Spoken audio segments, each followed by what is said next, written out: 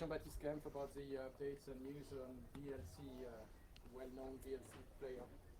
Hi, thanks for coming. I'm Jean-Baptiste Kempf. I'm a French developer, and I'm going to speak about VideoLAN and VLC 2.2. Careful, up.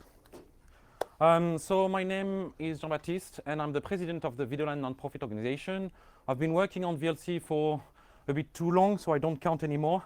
But it's been great, and I'm still coding those days. So VideoLAN is a non-profit organization that started as a project and is doing a lot of open source multimedia software and not only VLC. The main one is VLC by the size of how many people use it, but we have other cool stuff. So if you know my talks, there is a very long story about why VLC started. So if you don't know the story, I can give you for a couple of beers tonight or go to my other awesome talks. But the short story is some people wanted to play Doom and they couldn't, so they made VLC. That's the short version, but some of you know it and I can take it. But not today because I just have 25 minutes. So VLC, no one knows about it. Everyone knows about the cone player, which is this completely crazy icon that plays everything you throw at it, even VHS videos, if you push it. So VLC has been known mostly because it can play everything, everywhere, most of the codecs, and starting a long time ago, especially when people had like those inferior OS like Windows, where you had to install codec packs, or other stuff like macOS, where you couldn't play DVDs without VLC. So that's how VLC became known. It was also really good because one of the main idea, because it was a network player, was you were able to play video files that were getting downloaded. So when you were actually downloading a Disney file and you could just like, oh, see that it was an adult movie, or if you were doing the opposite also. So that was great in the eDonkey days, and that's also one of the main reasons people starting using VLC. Those days, VLC runs every fucking where, from Windows to Mac to Linux, but since 2.1, OS 2 support is merged, and we can play VLC on OS 2, and the 3 users are very happy. We've been spending a lot of time to port on the very bad mobile operating systems, including Android, iOS, Windows Phone, and soon many others, I hope. VLC is very portable. We've done that since the beginning, and we want to go on. A bit numbers, yeah, you crowd don't care, but mostly what we do is 1 million downloads per day. Since we started counting, it's 2 billion downloads. It's important to know that it's probably one of the largest in terms of users, of course, open source software done by like actually bazaar people, right? We are not Mozilla, we don't have $500 million per year. So we are doing that on our free time, so that's pretty cool. It's important to know that we don't count a Linux distribution, of course, and we don't count download.com and all those crappy websites that we package VLC with awesome toolbars. Jokes aside, from the statistics from Apple, it's installed on 1 every 6 Macs, and it's on the top 15 software used on Windows. That's pretty cool, I think. And you don't care, but it's French. Sometimes French can do stuff, you know? Okay, so as I was saying, VLC is great because it has support for so many stuff, from DVDs, Blu-rays, network streams, porn streams, external hardware, DVB, satellite, SDI, and so many others. VLC is used a lot for the users, but also by broadcasters to do transcoding and restreaming. This is a common use case. So that was one of the first VideoLAN client version on GNOME, I don't know, 1 something. And that's the first DVD that was played by VLC, which is GoldenEye, as you can see. And this is why most of the release names until 1.0 were named after GoldenEye characters, because that's what the first one they managed to work. As you can see, it's called VideoLAN Client at that time because it was really the client part of the VideoLAN solution. And as I was saying, VideoLAN did a lot of other stuff like VLS, VideoLAN servers, but also VideoLAN started the X264 project, libdvd CSS, and now libblu-ray and so many other libraries that are used mostly either by VLC or by professional like dvblast or x264. So we come from then to that. That is 2.1 with ponies, GNOME 3, sorry. So that's so far the version we have. I need to mention that VLC is done by a very small team. The core team is 5 to 10 people, depending on how you count. But we are quite large. We have around 600, 700 contributors since the beginning of VLC. Every year we have 150 more or less contributors.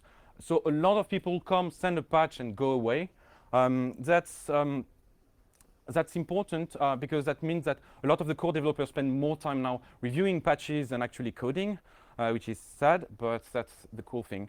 But that also means that the decision when we merge features is not based on the usefulness of the feature, but how maintainable. Because you're going to come and say, hey, I'm going to give you that. And you say, oh, that's a really cool feature. Hey, I'm going to stay. Yeah. No, you don't stay. I mean, since when I started in 2005, there were 3 people who are still active from that time. So before merging the code, we really think, can I maintain this code without you? And if yes, we merge. If not, well, too bad. It has been the case that many times we had some really cool features that we removed because they were not maintainable. Being maintainable is important because that's how we can do cross-platform and caring about so many different platforms. Most of the decisions are done by the people who code. So the Videoland nonprofit does not do any decision on VLC. It's the code, the coders. The more you code, the more important you are. Mostly we try to reach a consensus. That's why we do meetings. And if there is no consensus, do a fork. So far, none of the forks of VLC have actually lived on. VLC does not exist. So VLC is a 200 lines of code wrapper around libVLC. So VLC, as you mentioned it, is a full multimedia framework like QuickTime, GStreamer, Media Foundation, DirectShow. It builds a graph at runtime depending on what you need to do, and it does that with a lot of modules.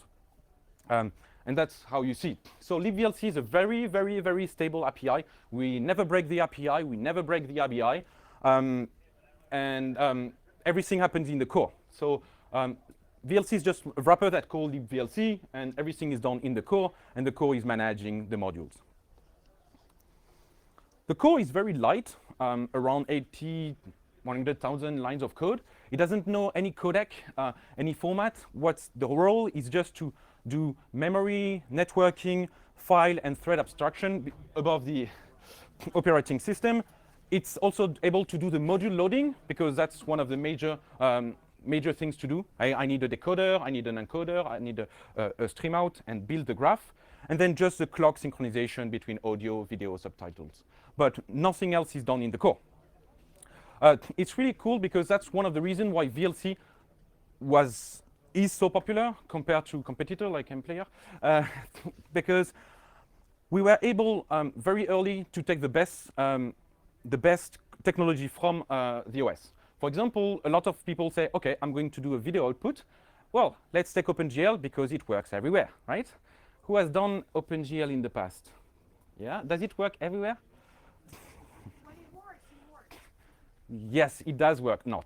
I mean, in the best idea, yes, it would be nice, but in real life, it doesn't. Because, for example, it doesn't work on Windows XP, it doesn't work on Android, of course, not on BOS and OS2.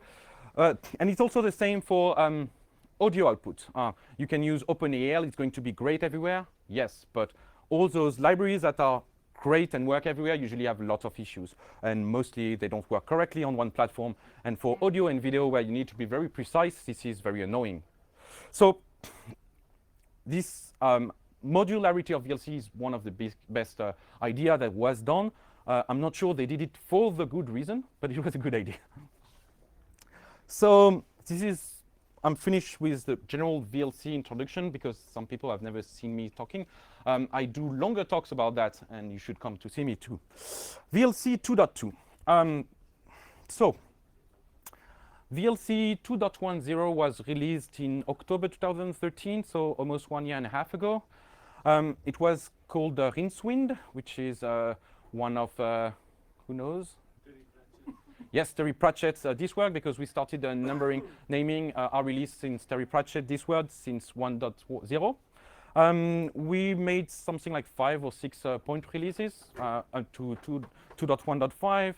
We counted 400 million downloads, I think, and the last one, 2.1.5, is already at 245 million, so that's pretty okay. It is quite a stable release in terms of crashes, which is different from the 2.0, but we have important regressions in usability. Some stuff don't work anymore because we made some mistakes, and so it was a good release, but we could have done better. Which brings us to 2.2. WeatherWax is almost ready. We had around 5,000 comics. It's been way too long to come, and I'm really sorry. We wanted to go faster, but we froze a long time ago, and we found so many regressions that we had to fix. But I feel it's going to be a very strong release because so far it's extremely stable. We fixed most of the important regression we find in 2.1, and also we did a lot of features that are for the users. And also it's quite important that I went on with the changing of licensing of VLC modules, and most of the streaming output and encoding modules are now LGPL. Before I only did the playback part, so the streaming part. And libVLC is actually usable because we are using it a lot more. We have more users since we moved to LGPL. And let's see about features. One of the most important 2.2 feature is a Linux bug.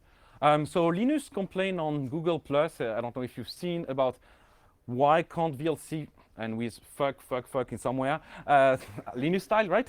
That you take your phone in the wrong direction, and of course then you need to be like that to watch, or then you have an awesome feature in VLC which is rotate, which is actually cropping when you rotate, which is completely useless. And the actual rotation feature you want is called transform, which is great and makes so much sense for the end users. So we thought it was not a good idea, so we have now a auto rotation feature. So we detect in MPage 4 or MKV or RAW H.264 what is the rotation wanted by the camera of the phone, and then we do auto rotation by inserting the transform filter. But it's very bad because it's going to do mem copies and it's very slow. So what we did is that we got basically now extending the video output internal API. We ask the video output, hey, can you rotate? And if it says yes, we rotate directly on the GPU. If it doesn't, then we insert it. Which means that in most cases, except on Linux mainly, it works directly. OpenGL on Mac, Direct3D, but also Android media codec. We had to fight a bit with hidden APIs, but it works. It basically works directly. For Linux and Xvideo, this very old Xvideo, you can it will actually take the transform filter and do it on the CPU before sending it to the GPU. So it's transparent. For 3.0 Linux, our Linux port is going to be using OpenGL by default, and so you wouldn't care anymore. Extensions. We have had extensions and playlists and extensibility of VLC in Lua for 5 years. No one knows about it. It's how you can play YouTube video in VLC. I don't know if you know, but you can take any YouTube URL, put it in VLC. VLC is going there. It's going to go in the page, take the video, and just show it in the video, which is good because it uses less CPU. It gives you higher quality than the usual RGB scaling issues you see on YouTube HTML5 player or the Flash one. So now it's directly with a new website, api.addons.videolan.org. And yeah, we copied Firefox ways because they do a lot of cool stuff. Our UI is not yet good, but we're working on that. Resume where you left off. And this is probably the biggest feature people ask. Yes. So on VLC on iOS and Android, since 2 years, we already have that. And on the version on Windows RT, we have that, but not on the desktop. So we bundled that in the Qt UI and the macOS UI. So yeah, basically it kind of works.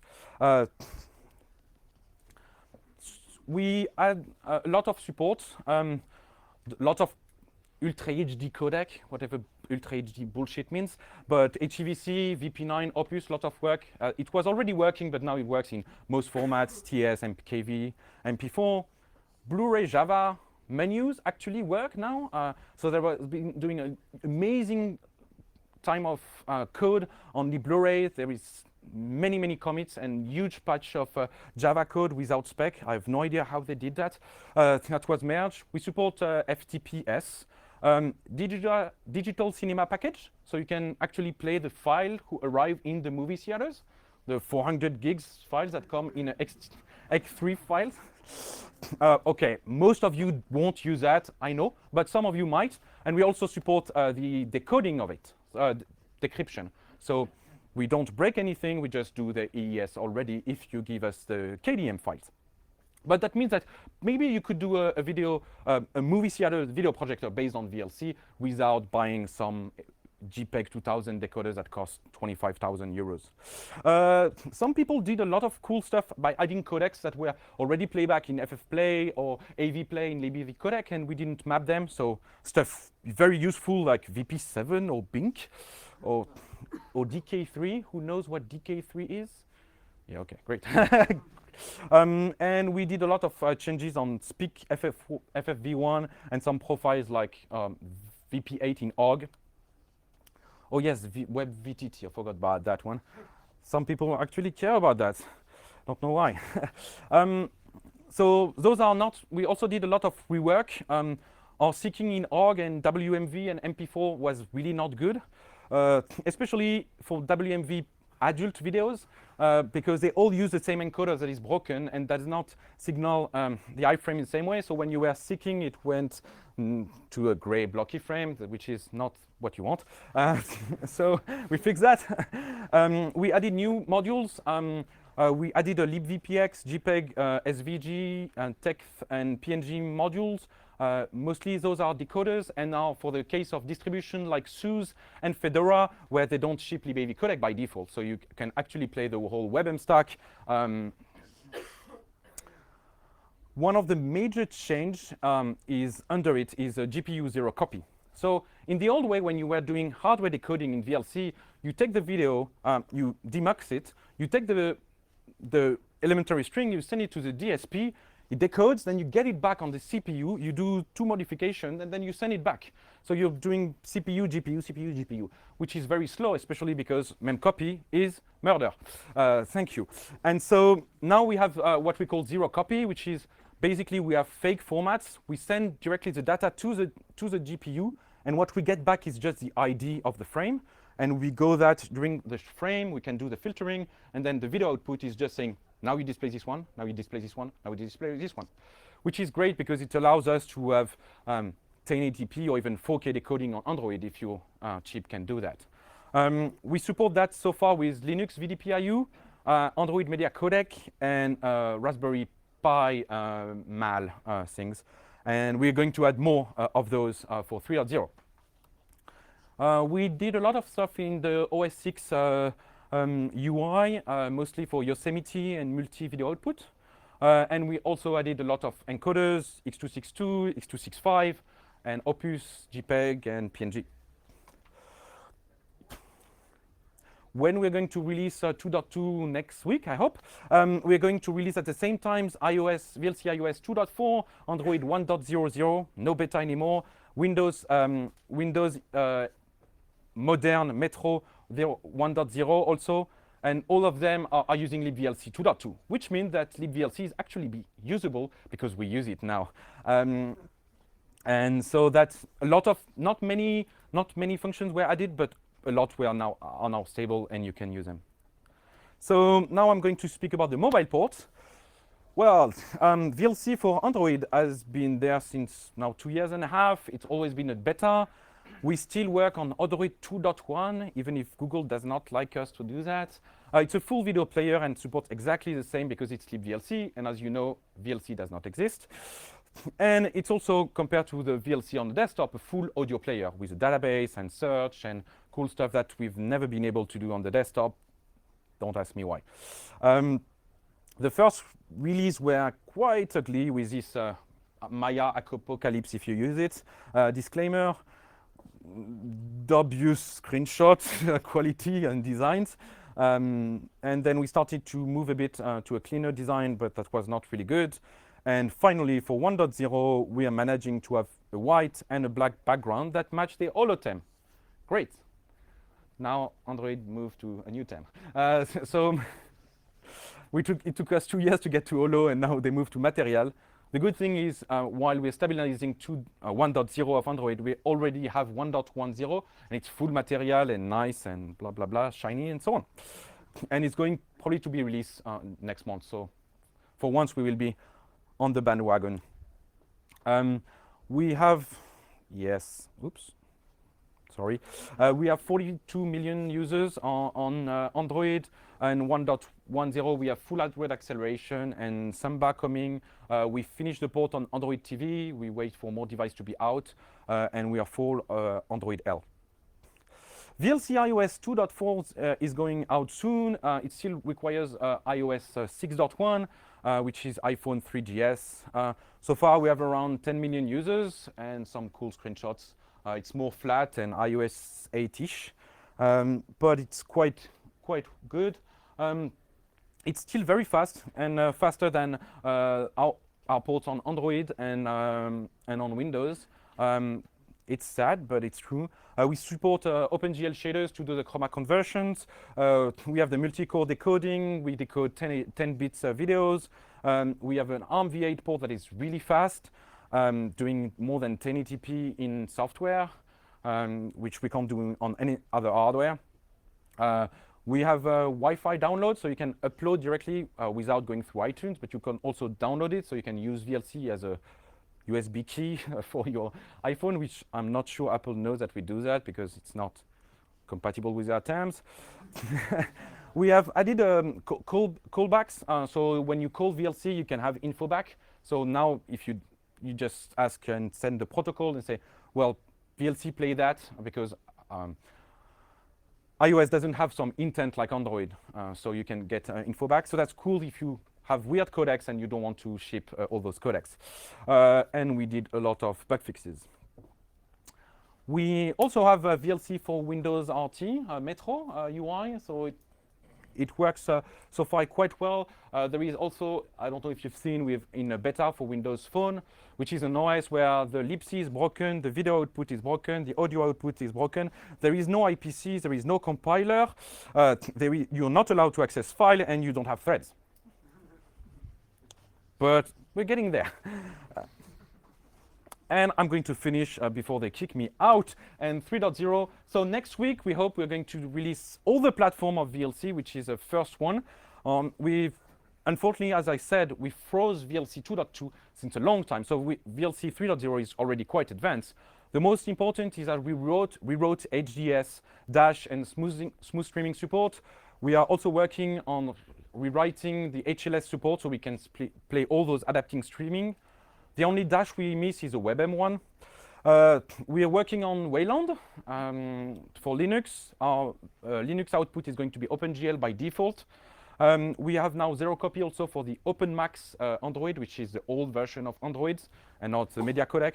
We support a lot of stuff for ARIB subtitle and CAM. None of you are Japanese, I guess, but that's really cool for them.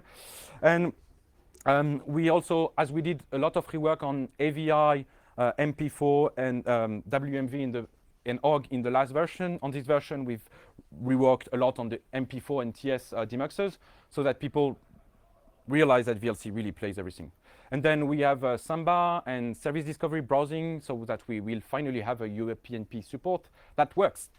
And I got 22 seconds left, and thank you. I can take one question before they kill me.